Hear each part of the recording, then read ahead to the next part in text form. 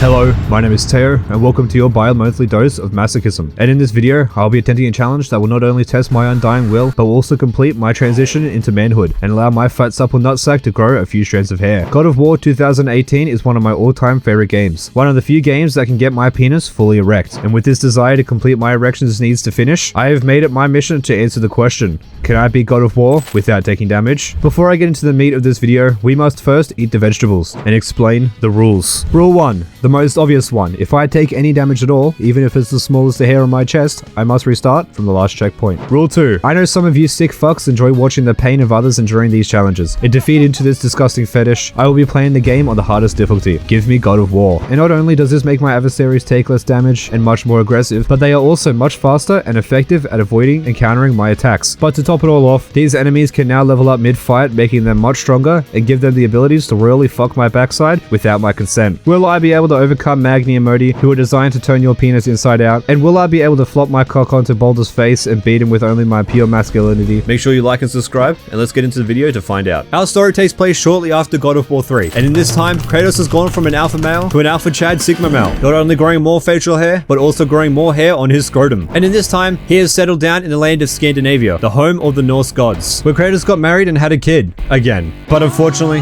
right before our story began, Kratos' wife Faye had passed away from an unknown cause, leading our two main characters, Kratos and Atreus, down the journey that is this game's main story, to spread Faye's ashes atop the highest peak in all the 9 realms, here in Midgard. And even though Faye has passed, Kratos does not want to waste any time. He takes Atreus on a hunting lesson, teaching him the lesson of patience and control, something that this game's tutorial missions teach a lot of. Considering these enemies are the bottom of the barrel, weakest chumps in the game, they still managed to hand me a serving of kick-ass in the form of 15 resets. But I do believe now is a good time to explain the main way I will be avoiding damage in this challenge run. And simply, it is done by double pressing X, forcing Kratos to do a dodge that gives a slight amount of invincibility frames. You are also given a shield that completely blocks some damage. But to top it all off, you can use this shield to return a counter attack harder than my cock after this challenge run. With Atreus learning the art of the 360 no-scope, the father and son celebrate in their own way. Complete silence. With the celebration being short-lived due to a fuck-ass troll forcing itself into the story, I had to teach this guy a lesson by beating this wannabe twink directly into the ground with my 7-inch monster, using pure skill, determination, and cum. And once the monster is dead on the ground, Atreus loses control and attacks its corpse, proving to Kratos that he is not yet ready for this journey. On our path home, we come across more adversaries, and even though these Draugr's sole intent is to introduce my face to their fists, I was blessed with a new ability that insta-kills my foes and grants moments of invulnerability. Returning home, Kratos retrieves the ashes of his dead wife, goes inside, and prepares his body in various ways before going to bed. But unfortunately, before Kratos gets some shut-eye, we are rudely interrupted by Baldur, an Aesir god cursed with immortality. During this Royal Rumble, I am introduced to possibly the best ability in the game, Spartan Rage, granting me the ability to turn anyone that dares to face me into my personal fleshlights. And if it couldn't get any better, I am also blessed with invulnerability for the duration of this ability. With this superpower in mind, and Baldur being specifically designed to tear my insides out through the whole of my meat, I still managed to learn this guy's moveset and beat him senselessly with only 14 resets, just managing to girth up a half chub from that display of degeneracy. With Baldur force feeding me a serving size of Aesir cock, Kratos is given no choice but to go on that journey with Atreus, officially starting this game's story, and quite literally the most rage-inducing and anal-stretching challenge I have attempted. After some gruesome adventuring and a forced puzzle sequence, Kratos and Atreus fumble their way into my worst nightmare. The carnage that ensued was 3.5 hours of pure testosterone-filled beatings that I had to endure. And trust me, there was no fetish beatings. There was no fun to be had, except for you sick fucks watching the unconsensual fartbox munching that was happening. During this section, my main way of avoiding damage was by running and hiding using long-range attacks or spamming abilities using my frost axe, while delivering a beatdown that could rival the likes of Thanos slapping Captain America. After what felt like 2 millennia and 113 resets, I was finally able to get back to the bridge and meet the best character in the God of War series, Brok, a dwarf blacksmith that knew Faye, and made this axe that Kratos has that was given to him by Faye. But before we could move on, Brok made sure to rinse us dry, allowing me to upgrade my gear and make life just 5% easier. Following this generosity, we make our way through the woods and stumble across the second troll boss fight of this game, and certainly not the last. Just like a war veteran returning to battle, I used my past experience fighting the last troll to whoop this fucker's ass in only 14 resets, and finally move on to meet the next main character of this game, Freya, the goddess of love, beauty, sex, fertility, war, death, and magic. And she somehow manages to deduce that Kratos is a god that is not from these parts, and she warns him of how dangerous it could be to keep this kind of secret from Atreus. But instead, in Kratos fashion, he completely blows her off and throws her advice into the shit-filled toilet I left in my local Costco. Freya led me down a path that leads to a secret passage that can swiftly get the main character to the Lake of the Nine, where we are introduced to the World Serpent. And thanks to this oversized dildo revealing itself, itself, it exposes the Bifrost, a gateway to all my sufferings and my future endeavors. But thankfully, I was not yet ready to be fucked to death Mr. Hand style, and we go through a giant gate and make our way up to the mountain. At the beginning of this new path, we are introduced to Sindri, another dwarf blacksmith, and the brother to Brock, who also helped forge the Leviathan axe, and offers to take our money in exchange for upgrades to my gear. And I didn't mention this before, but Brock and Sindri have had a massive falling out and now fucking hate each other. But once Sindri does some polishing to the axe, we are deep-throated with more mandatory fight sequences. The enemies in this area are nothing short of a CBT experience on par with opening a Trapmaster's box from Skylander's Trap Team. And because of my complete lack of spatial awareness, it took me 57 resets to clear this section, allowing us to continue down this godforsaken path and reach the Black Breath. A plot contrivance that is stopping us from continuing on this godforsaken journey. And thanks to Freya showing up out of nowhere, she tells us that the Black Mist can only be cleared with the light of Alfheim. So, let's make our way back down to the Bifrost and go to Alfheim.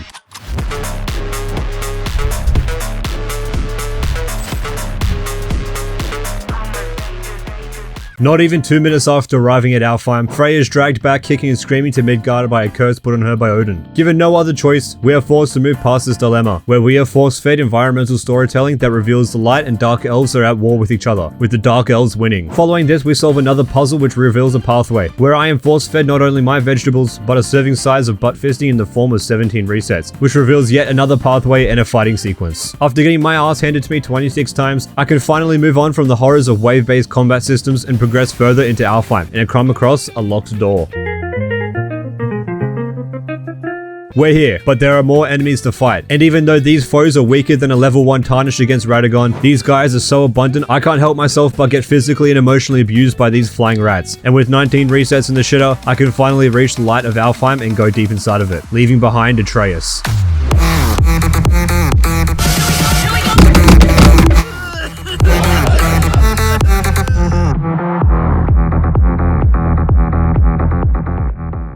It turns out that the few minutes Kratos spent in the light was actually hours of real time, leaving Atreus to fend for himself against the Dark Elves. But now that we have what we need, it was finally time to fight our way out of this shithole and come across the single most frustrating boss in this challenge run so far, the living embodiment of resentment itself, this fuck-ass Dark Elf and his bitch-ass moveset. By all means, this was not an easy boss. This little diarrhea goblin had so many AoE attacks that I could not count them on both my fingers and toes. And due to this inconvenience, my main tactic of beating this boss fight was to simply get good, learn this motherfucker's attack patterns, and dodge them all to find punish windows to deal small amounts of damage over time. And because this guy dealt only heavy damage, indicated by the red flash acting as my spidey senses, I could not hide behind my shield and let complete cowardice do all the work for me. After 2 hours and 47 resets, I was finally able to beat this oversized fleshlight and make my way back to Midgard, backtrack my steps to the base of the mountain and conquer the Black Breath to make our way inside the mountain. Coming across a statue of a deer revealing a message on the floor that opens a door, allowing me to walk straight into my worst nightmare. More enemies to fist my butthole. Then to top it all off, a giant fuck-ass troll, bringing my reset total from 418 to 478. Upon defeating the troll, we make our way up an elevator, where we are introduced to my latest butt plug, a dragon. And even though this guy is not fun-sized, I am still somehow able to block its attacks with only my shield, clenching my butt cheek so hard in the process that I pissed my pants IRL. After only 6 resets, I was able to scare this undersized dildo off and progress through the main story, where we find the dragon terrorizing Sindri, leading Kratos to jump inside its mouth and deliver a mouth job that only a masochist could enjoy. Phase 2 of this fuckfest was significantly more infuriating. The dragon now had lightning attacks that covered majority of the arena, and the only way to deal some damage to this thing was by using the new mechanic. In a previous cutscene, Kratos called it the dried up sap from the tree of Yggdrasil, and under certain circumstances, it can explode and deal damage to any object or nearby enemies, including this dragon, which just so happens to have the right conditions to make the sap explode, being the lightning that this thing uses to peg my asshole. So, using this knowledge and all 3 brain cells that I have left, all I had to do was kill this dragon.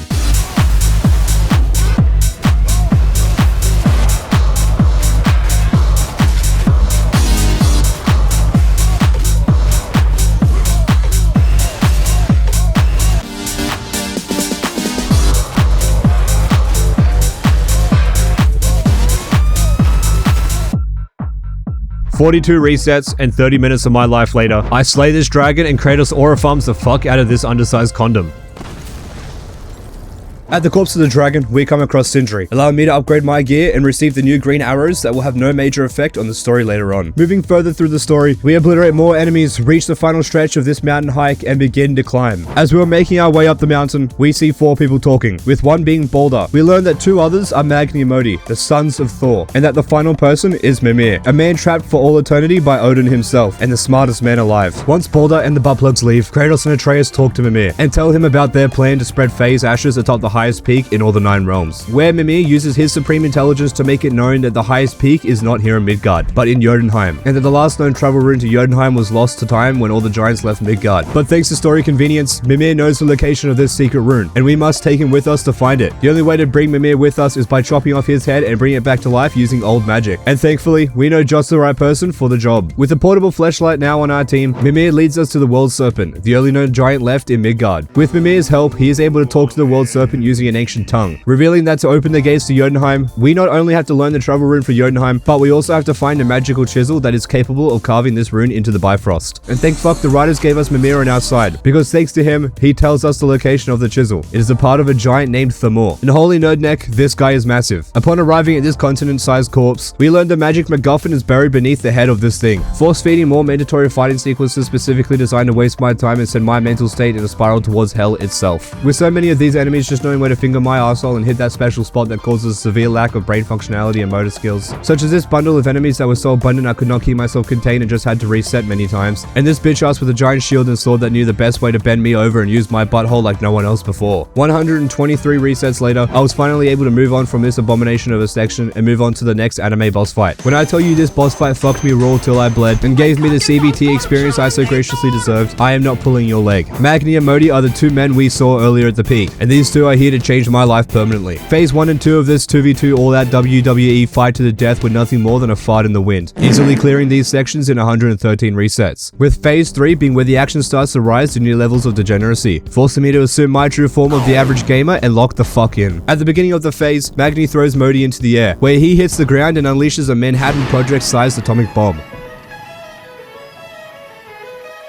with there being only 2 ways of avoiding this close-up look at Modi's hammer. Number 1, run really far away, which considering the size of this arena, chances are you won't be able to. And with the final option being throwing an axe at Modi mid-air, cancelling the animation and ultimately the attack. And considering that the majority of my resets up to this point were me trying to run away from this human-sized meteor, I put my dick away and forced myself to get good at throwing this axe, so I can humiliate this bitch-ass demigod. Now, this is not the last attack that shovels shit right down my throat. Right after the opening attack, Modi hits me with a bolt of lightning that penetrates straight into Kratos' masculine man cave. This attack is simple to avoid. You quite literally block with your shield or just run around the arena. But unfortunately, blocking isn't that simple. Magni will now have the opportunity to give me a close-up look at his gut sword and send me back to the last checkpoint with a tear running down my cheek. So, with running as my only option left, it is time to use my infinite knowledge and kick these fuckers' asses and move on in my life.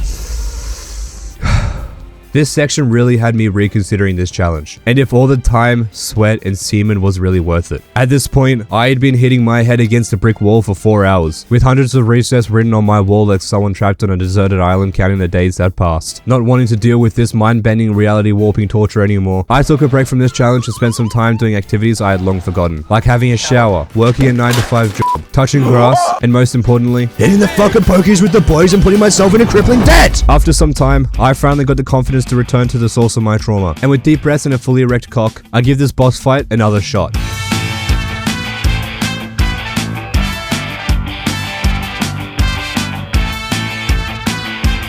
After 3 controllers, a broken monitor, and 411 resets, I was finally able to defeat this boss fight and let go of the trauma that was holding me back, making me feel like an innocent man being released from prison after years of injustice. Even though I killed Magni, Modi was able to escape, but that was the last of my concerns, because Atreus had fallen ill due to issues Freya warned Kratos about earlier, meaning we had to go back to Freya with the hopes that she could heal Atreus. Not before we retrieve the magic chisel and learn how to use this new power at Tyr's Vault, where we happen to run into Modi. But once again, we beat his ass and he gets away, causing Atreus to get even sicker. meaning we have no choice but to abandon our mission and take him to Freya, where she tells Kratos that he can no longer hide the truth of Atreus' godhood. But there is one problem. Atreus is unconscious, and that makes it kind of hard to tell him literally anything. So, Freya tells us about a potion she can cook up that can temporarily heal Atreus, with this potion needing an ingredient that will take my ass to a land of dick beatings and throat fucking, all in the effort to kill the bridge keeper and carve out his heart for the potion. And to top it all off, my frost axe has no effect on the enemies there, but thankfully I don't have to go in raw dogging it only using my fists, because if I did, I may just have to commit several atrocities. Returning home, Kratos opens a secret hidey hole revealing his magnum opus, the Blades of Chaos. And with these new toys, I had high hopes that my enemies were no longer able to use my backside however they like. But unfortunately, these enemies twisted my hog without my consent, took me out back and delivered me the pounding I did not deserve. My main tactic of avoiding damage during this cycle of abuse was simply by running around until I found an opening to attack. But even with this strategy, I still suffered 104 resets. But with these fuckheads finally dead, I can now make my way to Helheim. Upon arriving in Helheim, I quickly learned that this place is a desolate wasteland with no whimsy or joy to be found. And to top it all off, the enemies here are much stronger, harder, and better at delivering me their package directly down my throat, forcing me to undergo several sequences of mandatory fighting sequences. With the main section I whooped my ass being this little bitch-ass brute enemy that abused my arsehole by leveling up after any minor inconvenience. And with his anime power-up, he was able to stretch me open silly style and use me like a fleshlight. After facing foes that were able to turn my insides into outsides with a single swing, I was able to beat this little comp shots in 96 resets and make my way onto the Gatekeeper boss fight. Unsurprisingly, this guy is just yet another troll fight with a couple of My Hero Academia quirks, such as these ways he shits out that deal damage to me if I touch them, and his ability to spawn extra enemies, because Santa Monica Studios could not think of any other way to make this fight more difficult. With these butt plugs shoved straight down my throat, I still managed to give this guy a knuckle sandwich and send him back to the gulag in 44 resets. With his heart now in my greasy hands, I head back home to Freya and force feed Atreus this magic potion. With Atreus finally awake, it was now time to continue on our path to Tyr's Vault and listen to Kratos deliver one of the hardest monologues in gaming history. I'm a god boy from another land far from here. When I came to these shores, I chose to live as a man. But the truth is, I was born a god.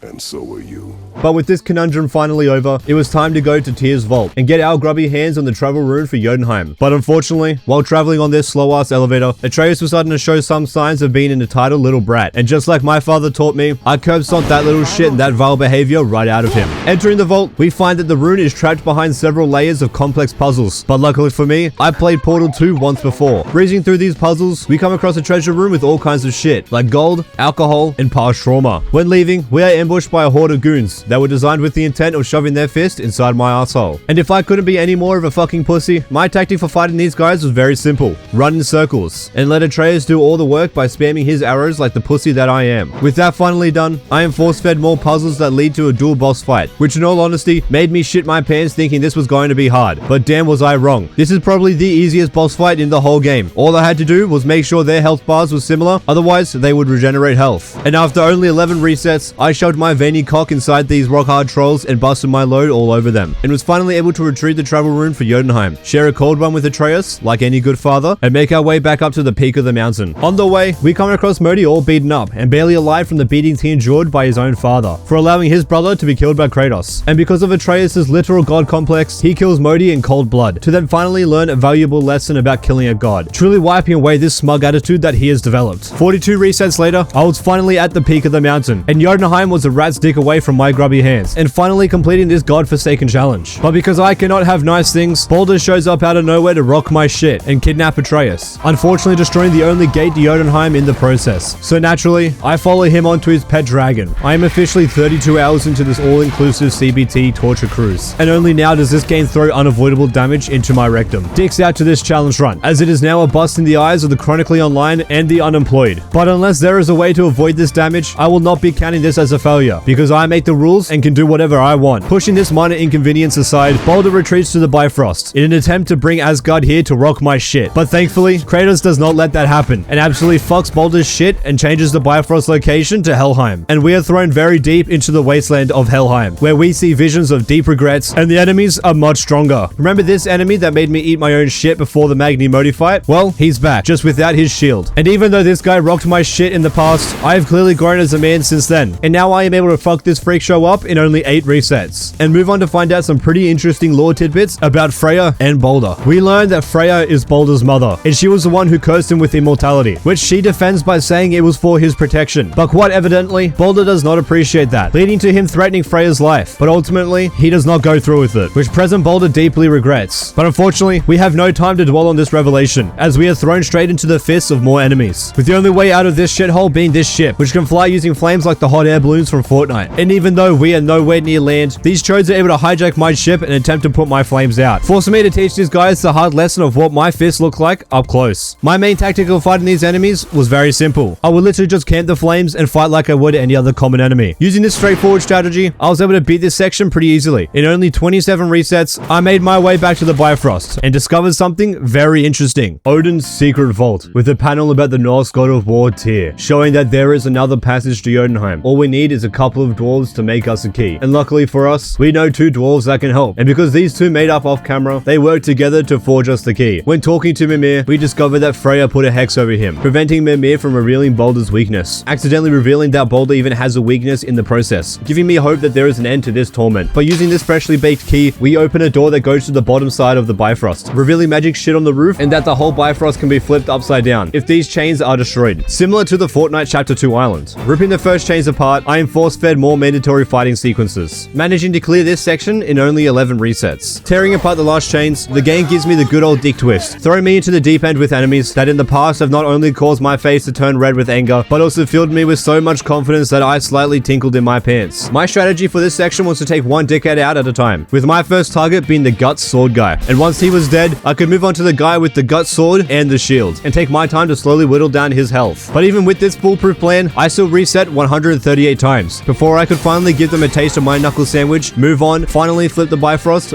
break the spell, and discover the Unity Stone. It gives the user the ability to travel all the 9 realms and other lands. And in the panel we found at Odin's vault, Tyr is also holding the Unity Stone, finally revealing that Tyr was traveling in the realm between realms. When fast traveling, you are taken to another realm to walk a path, and you are told to never stray off that path. But this Unity Stone says, fuck that, let's jump off this cliff.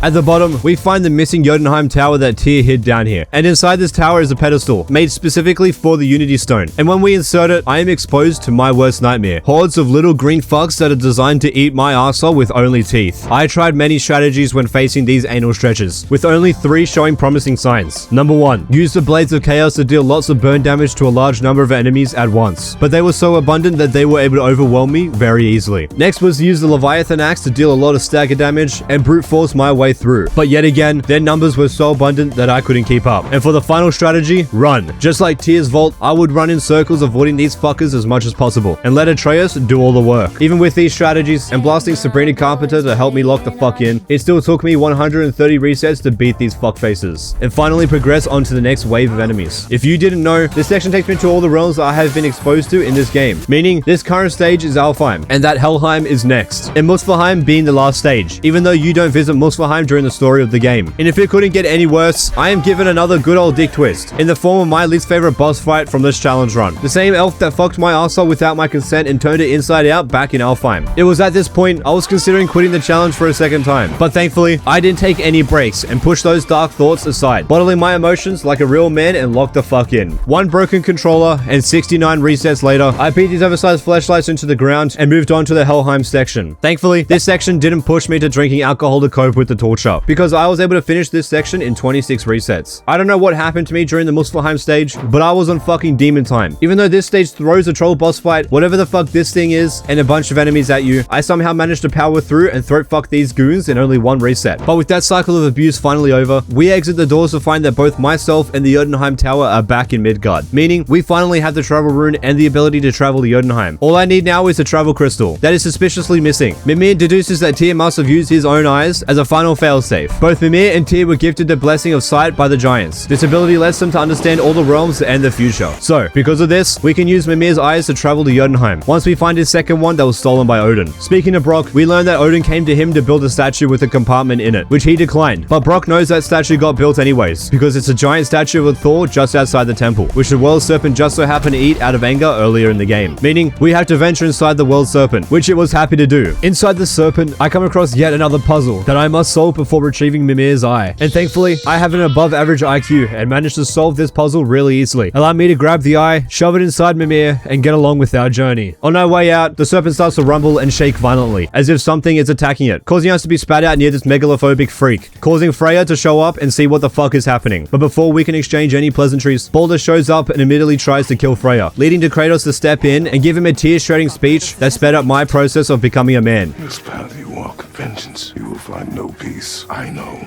But obviously, that doesn't work. In the first phase of this all-out nuts-to-buzz WWE anime boss fight, I rock this puny god shit and beat the phase without a single reset. Because I am actively trying to kill Baldur, Freya freaks out and traps Kratos like I am the main character in a stuck porn video, leading to Baldur trying to give me a close-up look at his fists, forcing Atreus to sacrifice himself and jump in front of his fists. But unfortunately, he survives. And in a sudden turn of events, it turns out those green arrows Freya told us were dangerous are actually Baldur's weakness, curing his invulnerability and finally giving us a fighting chance. Because we are now able to bend Baldur over and spank him all sexual style, Freya resurrects the Moor in an attempt to stop me and my endless path of destruction. Phase 2 of this Rubble Rumble was significantly more difficult, with Baldur now a lot more aggressive, having the ability to change form, with my only real strategy being to get good and learn his attack patterns, so I could perfect parry every single attack and get some damage in. 41 resets later, and phase 3 had begun. Easily the hardest section in this boss fight. For this phase, he changes form once again, so that I have to use my frost axe to fight him. And if it couldn't get any more difficult, Freya also shits out other small enemies that can do damage to me and attach themselves to my back like a lost puppy. My strategy for this section was to throw my axe in the opening attack, forcing Baldur to do a charge attack that I can easily parry, get some damage in, run around like a madman, take out the extra enemies, then lock the fuck in. Even with this foolproof plan, this phase still took me 85 resets and a severe amount of cock and ball torture before I could move on. The final phase of this anime boss fight incorporated the form changing from phases 2 and 3, forcing me to switch between my weapons whenever he felt it fitting to go from hot to cold. But even with this setback, I somehow managed to cook this motherfucker in only 14 resets, finally killing Baldur. The cycle ends here. Must be better than this. Creating an enemy out of our closest friend Freya, as she promises to parade Kratos' body across the 9 realms, pushing him to finally tell his whole story to Atreus. And yet another incredible monologue on how to be better than our pasts. Listen close. I'm from a land called Sparta. I made a deal with a god that cost me my soul. I killed many who were deserving, and many who were not. I killed my father. We will be the gods we choose to be. We must be better. With that bitter ending now over, we can finally complete our journey and go to Jotunheim to spread phase ashes atop the highest peak in all the 9 realms. And it is here where we find out every last one of the giants are dead, with no real reason why. But we do find one last panel, detailing a prophecy made by the giants, predicting every major event that has occurred so far, including something that we have yet to see, Kratos' death. To end this video, I have to say no. Technically, you cannot beat the game without taking damage, because of the time Baldur melodically shoved his fist in your throat. But because I made the rules, I am ecstatic to announce that yes, I can in fact beat God of War without taking damage. 40 whole hours of my life that I will never get back, and 2047 resets is what it took me to beat this game. If you can beat this, let me know in the comments below. I may even read it at some point in my lifetime. If you made it this far, be sure to comment something like Big Fat Bowser, like and subscribe to my YouTube channel, and thank you for watching.